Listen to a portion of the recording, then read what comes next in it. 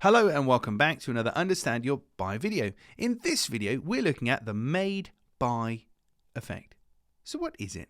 Well, the made by effect uses this notion of who actually made your offering to help convert potential buyers. If you know that this particular person built your engine, so this is from AMG, and they put a little plaque on every single engine, a hand-built engine. This is a signature of James, whoever, he's the guy that actually made your engine. That can really help to convert the sale and justify the price and speak quality, because we often don't know the names and identities of the people that are making the things that we actually buy.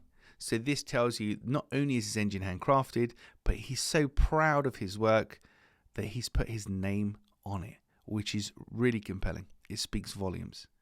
How does it work? Well, it works because buyers connect the quality of an item with it being handmade or handcrafted. So if an item is not only handmade or handcrafted, but the actual person who made it is identified, that's the bit that makes a difference, because that implies there is pride in the work and the craftsmanship, and they take ownership for what they've done. They're not just hiding in the shadows. And it's the same as when you get an email from a customer services team and it's just signed off as customer services team.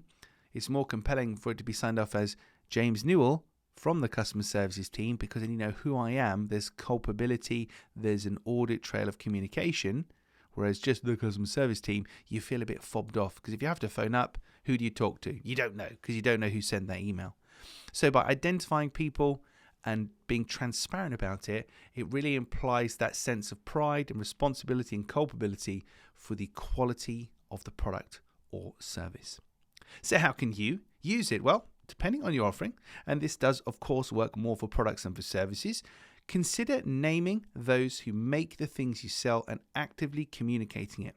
The best way to do it, there's a few ways you can do it. You can put stickers on the products that you're making. You can have an engraved plaque like they do here at AMG, which is pretty fancy. Or you can just have a signature on the item itself. It could be printed or it could be an actual signature, depending on how appropriate that is.